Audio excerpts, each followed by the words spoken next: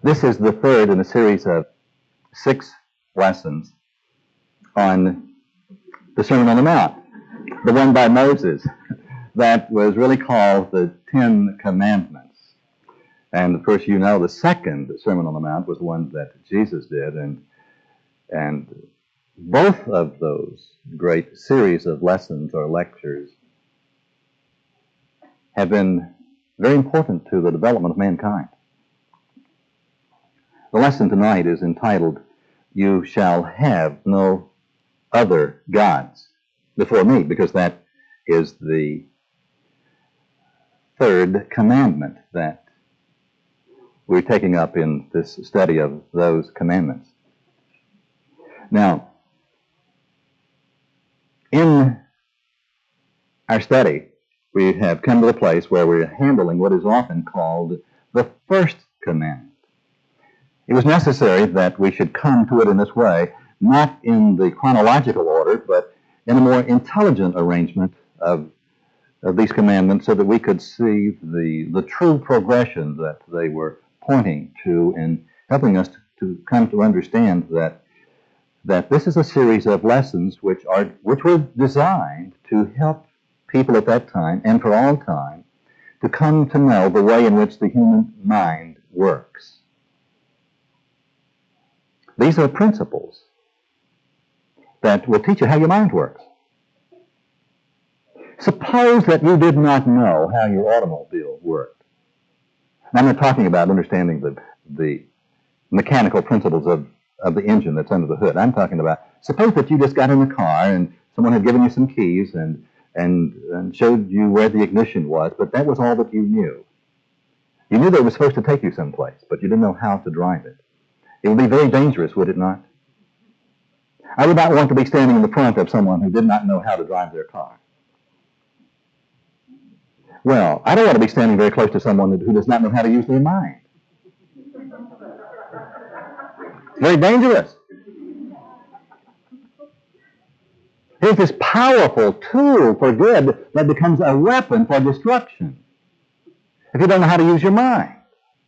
And so the 10 Commandments were not the 10 things that you were not supposed to do, but everyone knew that you were going to do them.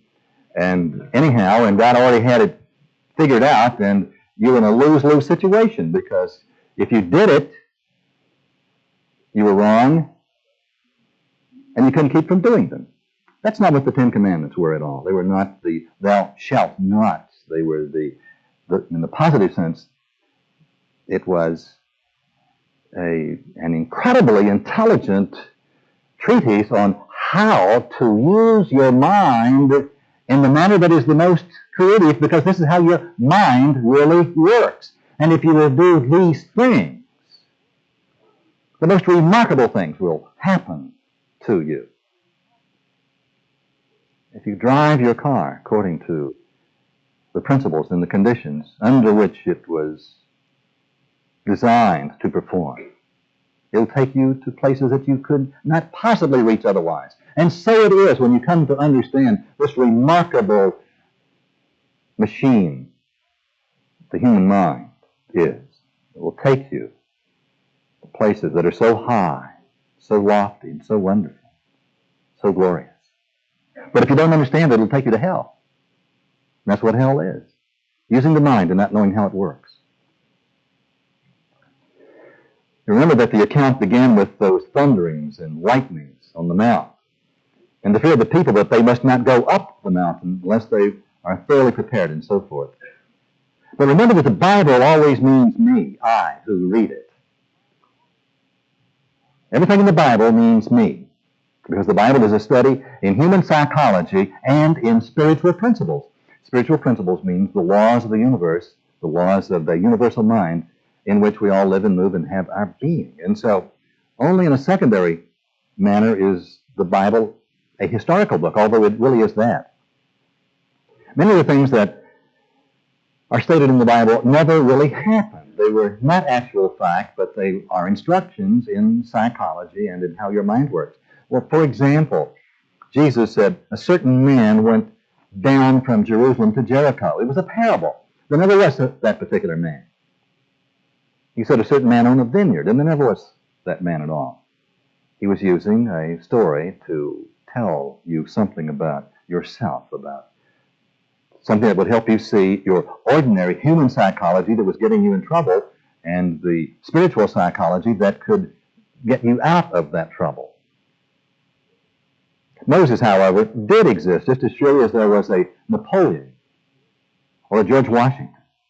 And he did live in Egypt over 3,000 years ago. And he did take that particular nation, some 600,000 people, out of Egypt into the wilderness.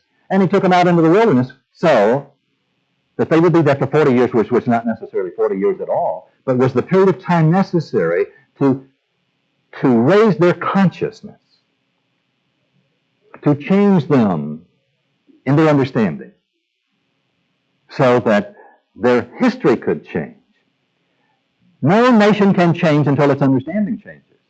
No person can change until that person's understanding changes. You cannot change your history. Your past will become your future until your understanding changes. Until you understand how to use your mind. You will keep repeating your past over and over again. You've done it. And you will always continue to do it. And Moses had as his particular assignment that of teaching us more about ourselves. See, Moses stands for a faculty in yourself, and the things that Moses did typify your own states of mind. Now remember that the Bible is always concerned with states of mind, and history and parable are used as illustrations of our states of mind. Now, the mountain of the Bible always means elevated consciousness. Elevated consciousness. Remember how all those people were going up into the mountains to pray? And if you'll check out where they were, there weren't any mountains where they were in some instances. How can you go up into a mountain out in the middle of the Sahara Desert? Except you can, because you go up into the mountain of higher consciousness. It is true that, and you know it's so, when you go into the mountains and look down into the valley, something wonderful happens to you. Remember the first time you stood on the edge of the Grand Canyon? Or a high place? Well, that is a kind of a metaphor for what can happen to us when we are ready to be elevated in our consciousness. Now, we're told that the general public was not allowed to go up to Mount Sinai. And this was believed later that Mount Sinai was a holy place that only very special people could approach. And that, of course, is a misunderstanding. It doesn't mean that certain people were not good enough to go. But what it does mean is that if we want to be raised in consciousness, if we want to get closer to God, we must prepare ourselves to go up into the mountain. If we try to force our way up the mountain, we'll be hurt. It's like climbing Mount Everest without being prepared. If you want to get hurt and get lost and not come back, climb Mount Everest by sheer willpower without being prepared. And then they will say, sayonara, see you later, friend. You'll be in lots of trouble. And so it is if through sheer willpower we try to scale spiritual peaks, taking with us our meanness, our self-pity, our animosity, the blaming of other persons. The end result will be that we'll be in great difficulty. And so we're told that only the high priest could go up, and that does not mean that any particular clergyman or priest or minister or bishop or rabbi or moderator or someone who has spiritual influence can climb the mountain. But you cannot. If you're thinking that, you're making an idol. You have then declared that there is another God. You see, the first commandment is, I am the Lord your God, and you shall have no other gods before me. That's the subject of our lesson. And it is as old as the hills, this belief that someone else has more power with God than we have. Have you not believed it? Sure you've believed that someone else needed to talk to the man upstairs because you didn't have access. No. You see, we're prone to think this for two reasons. And the first reason is that we're lazy, at least mentally. And it's nice to think that the other fella can do it for us. You know, do my praying for me and get the message across and come back and tell me later if you were heard. And the second reason is that human nature being what it is, there are always some people who pretend to have more power than we do, and they like to think that they're important, and that makes them feel important. And from the very oldest religion down to the most recent, there have been those people who believe that they know the way for us. And we tend to agree with them. It's not true. I've met people who have set themselves up as healers and teachers and have said to people around them, I know lots of things that you don't, and I'm very near to God, and you'll have to work through me.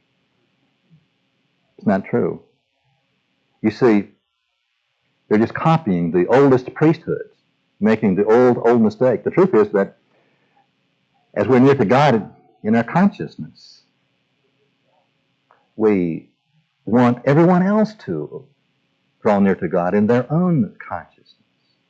And we come to know that the only thing that will bring us close to God is the elevation of our own consciousness, to draw closer to God by putting off the old state of mind and acquiring a new, more elevated state of mind. So if we want to go up into the mountain, we each one have to become the high priest or priestess, so to speak, ourselves. Not literally, and not placing ourselves above other persons, but fulfilling the conditions that the common people are not willing to fulfill. The common people meaning those persons who are not willing to scale the heights, not willing to do the things that they need to do. You see, there's not everyone who's willing to run a 26-mile spiritual marathon. And that's what is required. And so they cannot go up into the mountain. And therefore they will not have their conscious contact with God because they're not willing to put off their anger, their jealousy, their self-pity, and so forth. And this will keep them from succeeding. And to understand this is to understand the process that Moses was experiencing and the dynamic between him and the people at that time at Mount Sinai. It's the battle of our lower selves and our higher selves. And it's the higher self that can come to understand. Now, remember it said that it came to pass that there were thunders and lightnings and a thick cloud and so forth. And this is the Eastern way of dramatically expressing what takes place in each of our lives when we begin to grow along spiritual lines. There is a thunder and lightning. When you make the commitment that your spiritual growth is the single most important thing in your life, all hell breaks loose. It does. It does. And things happen that never seemed to happen before. It's as though the whole world around you is trying to get you to change your mind. And people that you know will try to get you to change your mind. And that's why Jesus said, go your way and tell no one.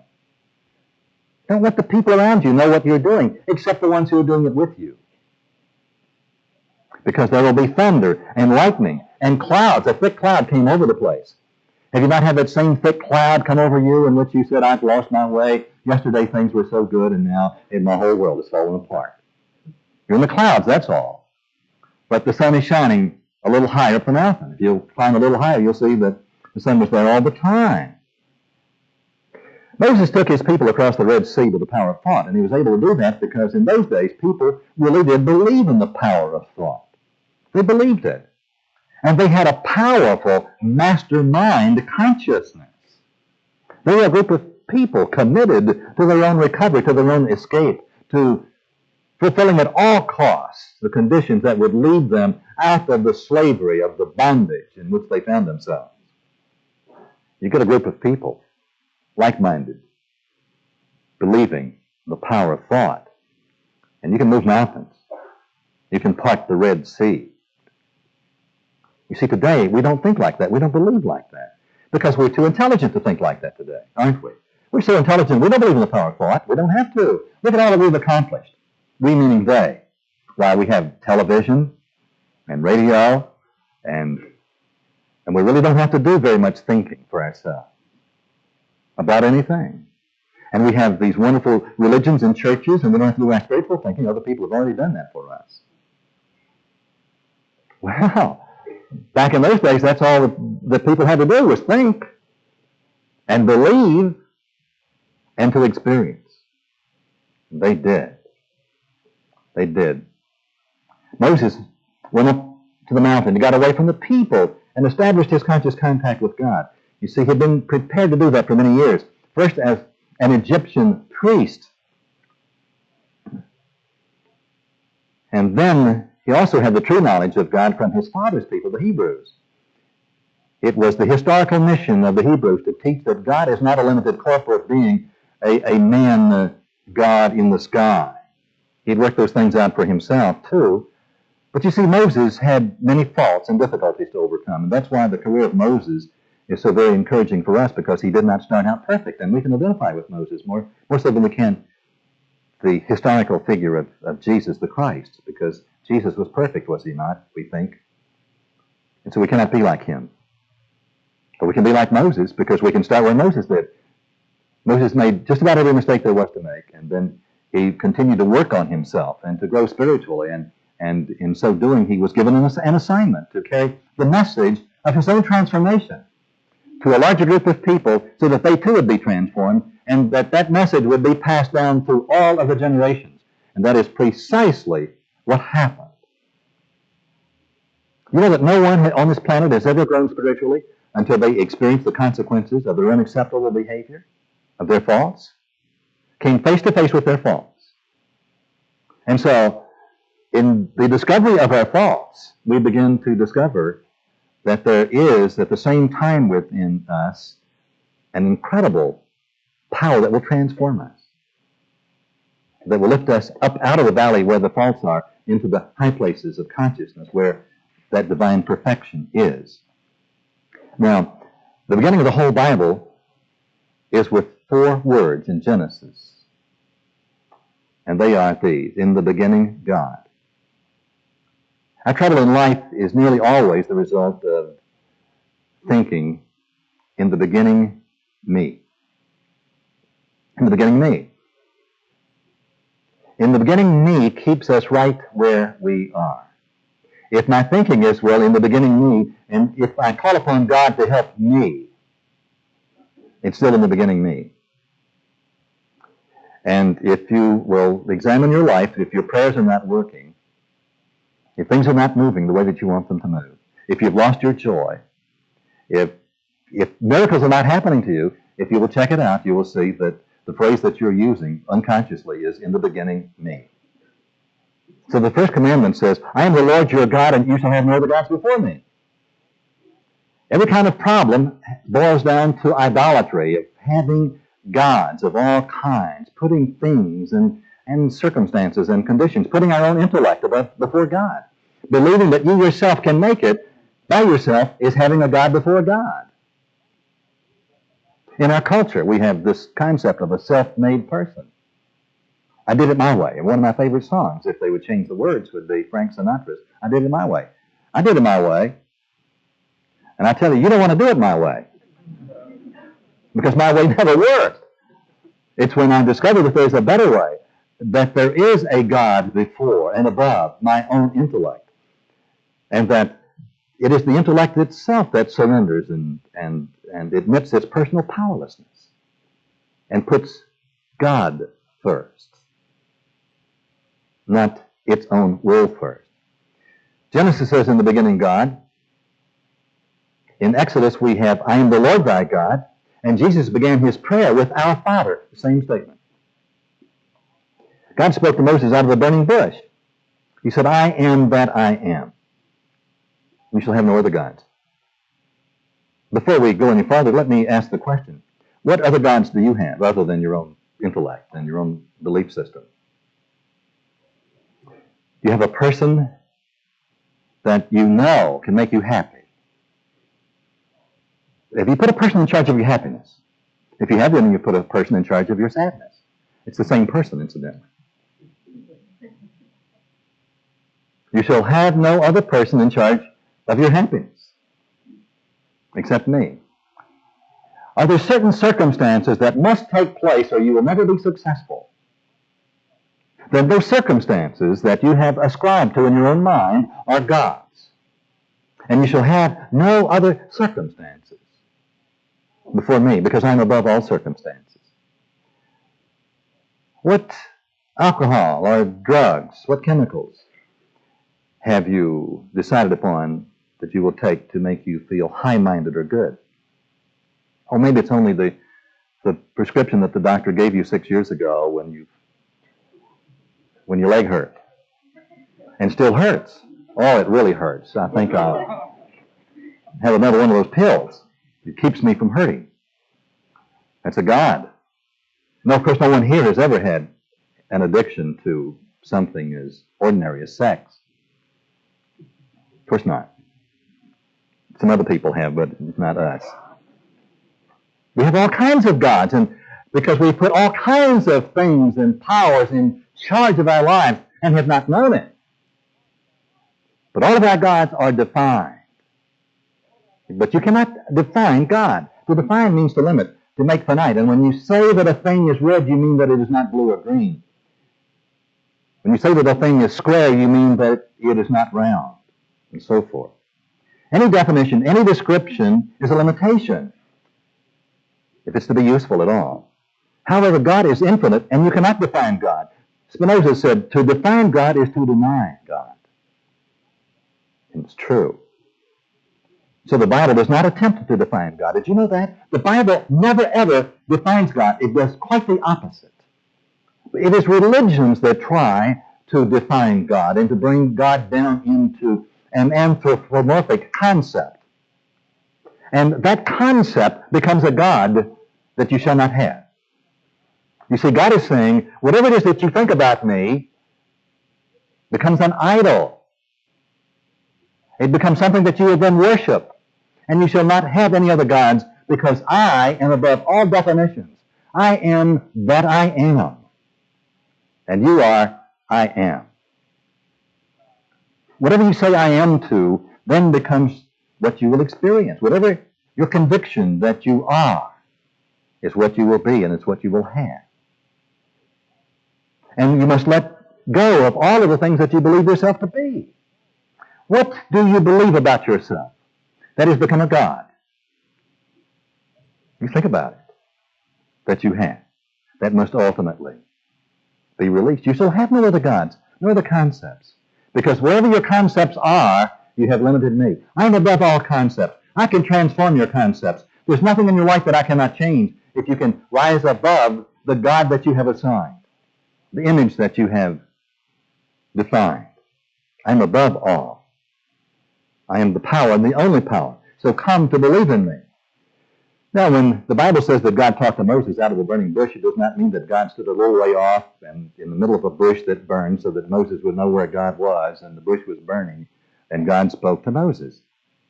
That's a metaphor for the people who could not understand higher consciousness. In higher consciousness, God spoke to Moses in Moses' own mind, and the empowerment, the enlightenment, the illumination is a burning, glowing, bright, illumining something that then was described as a burning bush so that the people in the valley would understand it. God speaks to us, in us, and through us to other persons, surely. If you give credence to fear, if you say, I am afraid, then you're destroying yourself. You're destroying any potential to go beyond your fear. Your fear has become a God.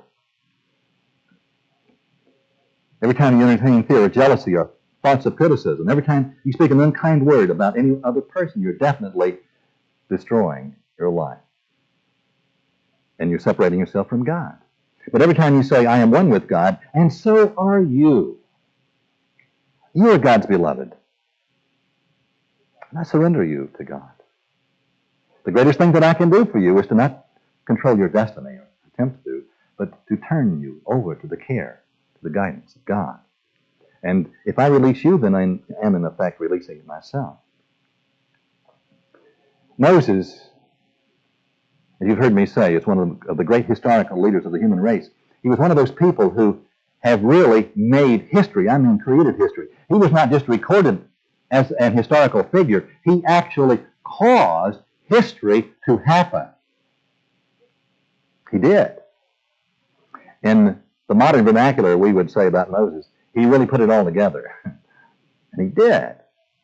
The story of his birth is extremely important and significant, spiritually as well as materially, for each one of us. You know the story. He was born in Egypt, which was in those days the most highly civilized place in the world. But at the time, the authorities had given orders to kill all of the male children. This is exactly the same thing that happened at the time of the birth of Jesus. And so what this is telling you is that Moses was a Jesus-type person. That's why I said to you earlier that his Sermon on the Mount was the first production, and Jesus was the more advanced one, and Jesus was the more advanced, illumined one.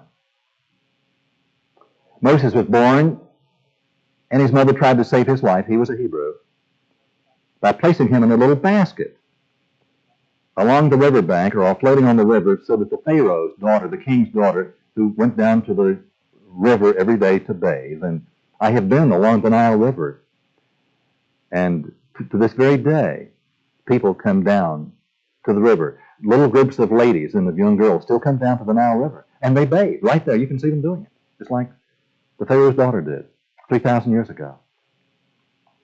She came at a certain time, and so they had this little basket, and they made it and covered the basket with pitch so that it wouldn't sink, kind of like the ark. Remember, that was covered with pitch, which means that one's consciousness must be covered with pitch so that it does not sink into the waters of desperation. Think about that. The Pharaoh's daughter could not help but see the basket and heard the cry of the baby, and the sister of Moses was told to hide there among the bulrushes on the banks of the Nile to see what would happen. And the king's daughter waded out and got this little basket and the baby, and the child cried, and of course you know what happens when a child cries. It don't have to be a woman. We men have the same response.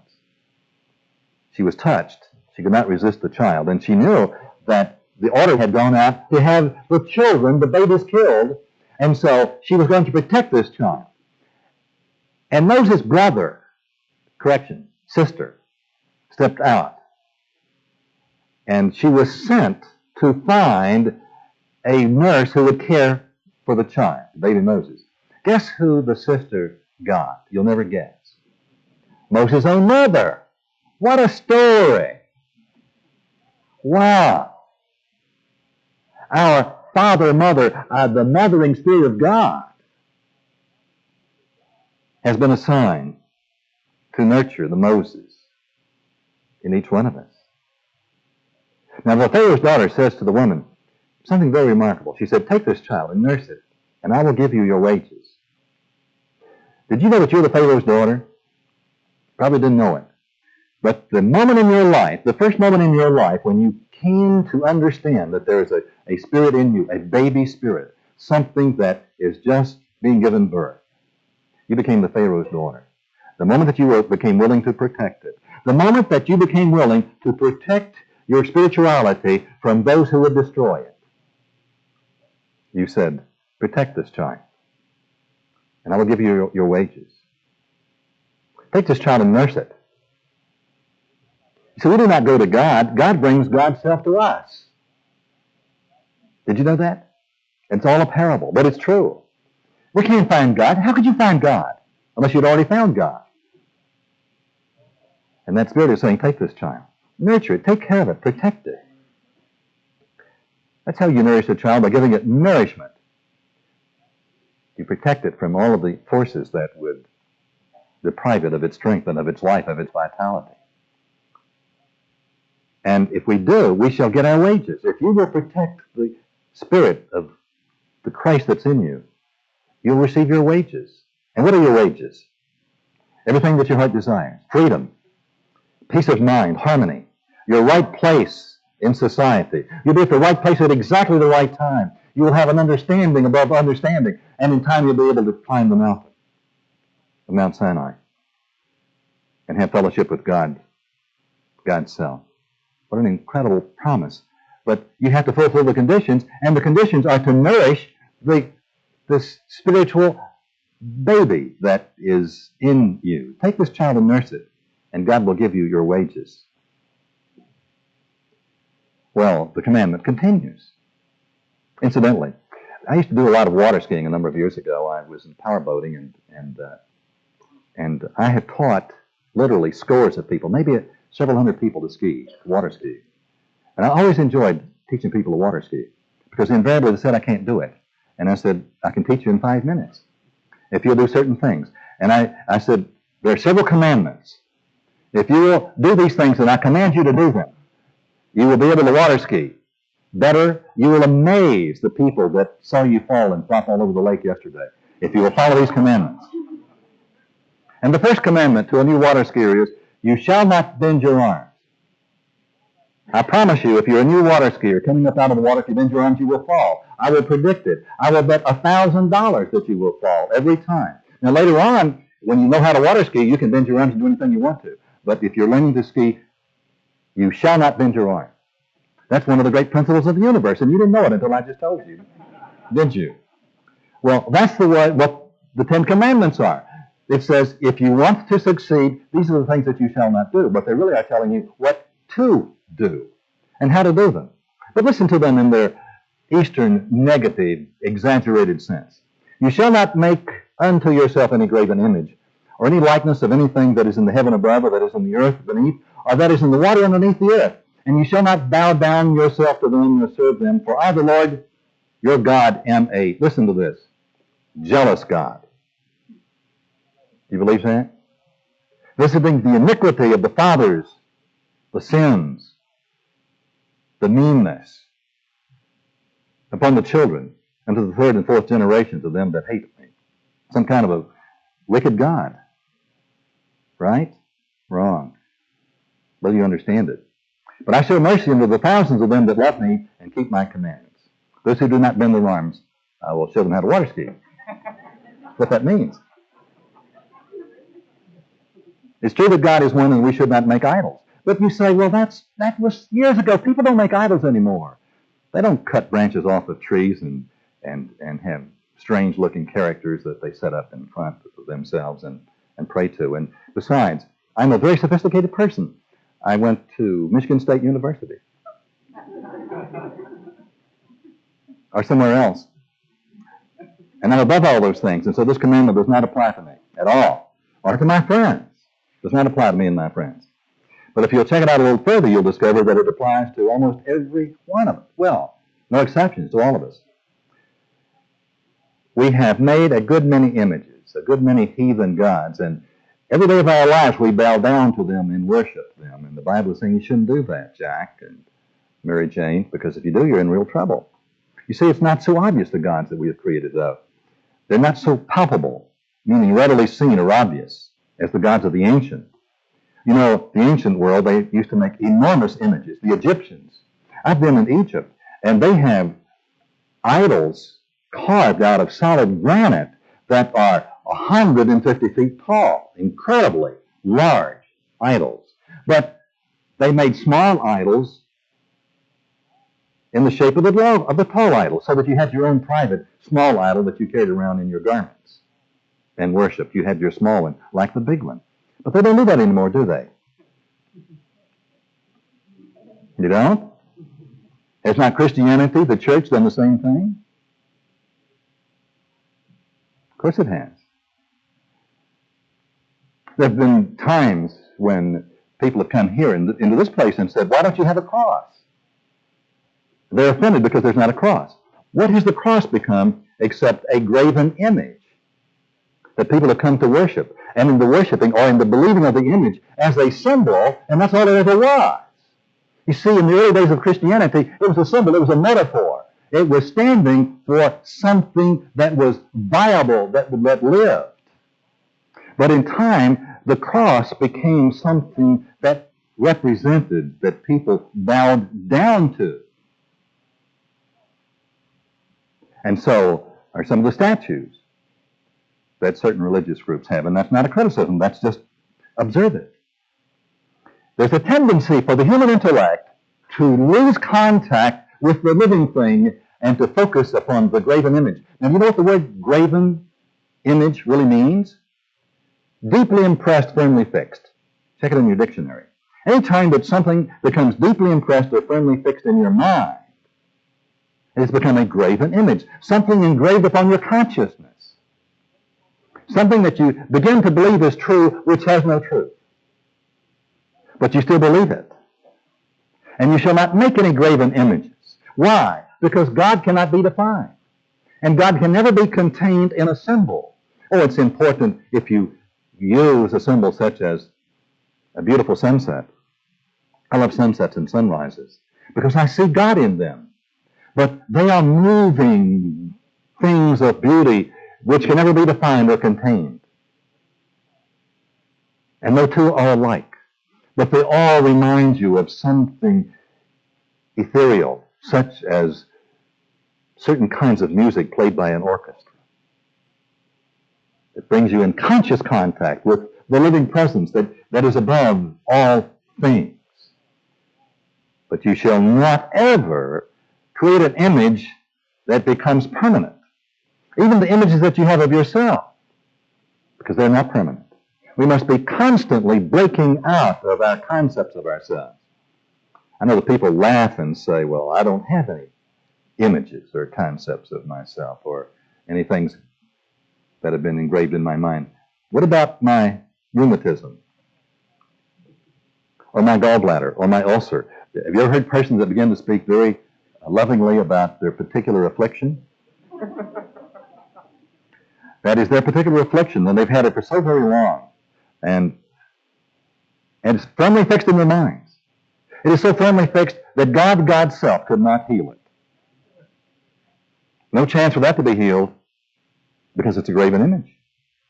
Don't have any? Check it out. Let's see how many graven images you have. How many things are so firmly fixed that even God's self could not change it? Remember the story of the woman with the issue of blood who approached Jesus? And the point of the story was that she had an intense desire to be healed. She had had it for a long time. You see, if she had just had that problem for a short time, she would have probably still been enjoying it. Or not thinking that it was necessary to have it fixed. But it had been with her for so long, and it was so troublesome. And she said, if I can just touch the hem of his garment. Well, what she meant was, if I can touch his consciousness. His consciousness can change my consciousness, and then my problem will fall away. I want to let go of this old idea of this affliction that I must have, because there's nothing in my life that I must have permanently. Nothing. To not worship our problems. Those things that have become firmly fixed. Many people worship the planets. In the Bible, people were carefully told not to worship the sun, the moon, and the stars. And there again you might say, well, today people don't worship the planets. Are you very sure of that? I've known people who have crawled through life under the foolish fear of the planet Saturn, or Venus, or Mars. And they would say, I was going to do so-and-so today, but it's not today. It's not the week. The signs are not right for me to do it. You think I don't look in the horoscope? I looked this morning in the horoscope. And it was very favorable. And so I said, I like that. And I read my sign on the rising side, and it was not very favorable. And I said, I don't like that at all. I ignored it. And the very favorable one, I'm absolutely sure is going to happen. Why? Because Uranus is in the cuspid, or whatever that happens to. I don't care where Uranus is. If it happens, it's going to happen because I believe it's going to happen. Because I say, I am ready to have this thing happen to me. Shakespeare had Julius Caesar, or someone say, the fault, dear Brutus, is not in the stars. It's not in the stars, it's in us. Do you not know? Not only is the problem in us, but the solution is in us too. And the solution in us is the God who is in us, who is above all of the conditions and circumstances in which we have believed. But we make a graven image of a system that we think will save us. Let me tell you the story. I'll change the name. I'll call it the story of Howard in the hospital. A guy that I knew one time, a most beloved man, who believed in the stars and did my horoscope regularly, and was always telling me that he loved bad things that happened. He had a fixation on all the things that were going to happen to me, and constantly reread his charts because they didn't happen the way he wanted them to happen to me. But I remember once when Howard was checking into a hospital, he was going to have surgery. And he did his own chart and stood at the registration desk at a certain hospital.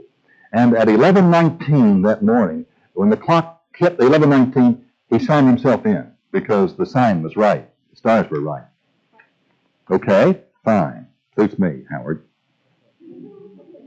He had surgery, and it was really successful. I visited him the day after his surgery. And this is a true story. I got off the elevator and walked down the hall, and I tell you that all hell was breaking loose down on one end of the corridor. And I walked down there, and it was Howard's room. And the nurses were aghast, and had been. They were so sick and tired of Howard, he'd only been there 2.5 days. He had rejected the food and had signs on the door. You know how you've had some people, you've seen a car that says, "This is a lemon," with a sign on it, and you could just feel the fury of the owner. Well, Howard had signs on the door that stated what a terrible hospital it was and what poor service he was getting. And he got poor service. I'll tell you he did, because he read his sign right when he said he was going to get poor service. You see, what happened was that he made a pure Uranus of himself.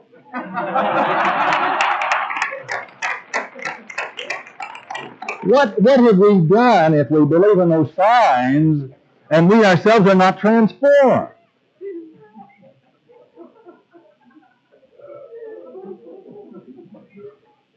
We made a graven image of something. What about guilt? Is that not a firmly engraved, firmly fixed concept? Something that we did that we can never be free of? Oh, you shall have no other gods before me. I cannot solve your problem if you're filled with guilt or with anger. What about your habits? Are they not graven images? Remember when it says in the Bible that the Lord hardened the Pharaoh's heart? How could the Lord God, who is good, harden the heart of the Pharaoh and then blame the Pharaoh for having a hardened heart? You see, it was not God who hardened the Pharaoh's heart. It was the Pharaoh's own misunderstanding of what he called God that hardened his heart. Pharaoh is a pagan, and a pagan is a person who worships a false god. Someone who has a pocket god, as it is called. Does this remind you of yourself? A god who is just a big man who lives in the sky, who has a terrible disposition, particularly on Mondays, and who treats his enemies the same way that the Pharaoh would in those times or that you would in your time. Who has all the same weaknesses and meanness that Pharaoh had. And oftentimes that is what religion has assigned us. A God who is a mean God, who will create 4 billion people and send them all to hell. It's not God that will do that. It's the people who make up those religions who would send us all to hell because we don't think like they think. They will say, God will punish you if you don't do what I say. There are parents who think like that. I once heard a woman say, I know that God will punish my son because he married a girl that I don't like.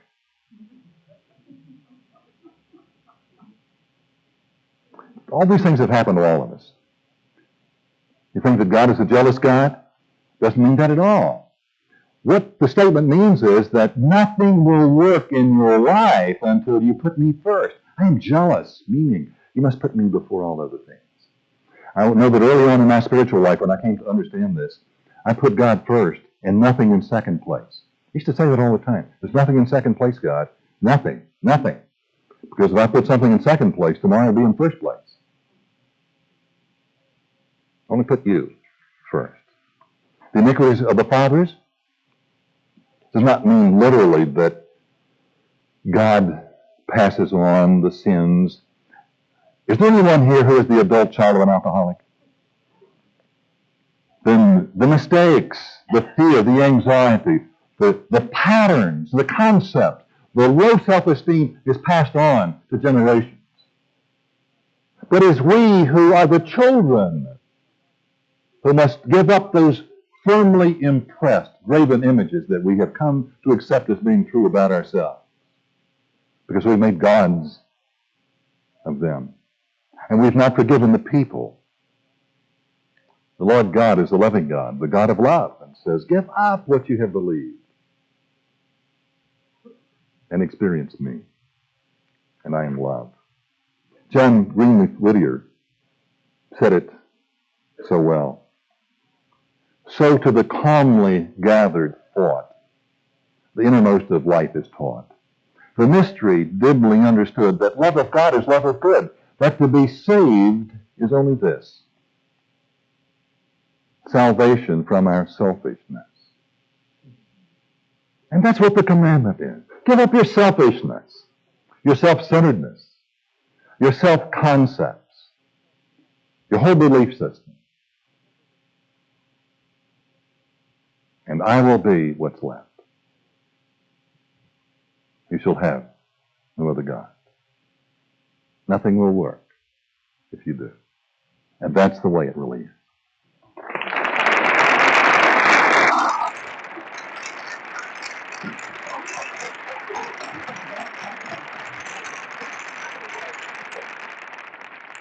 Thank you.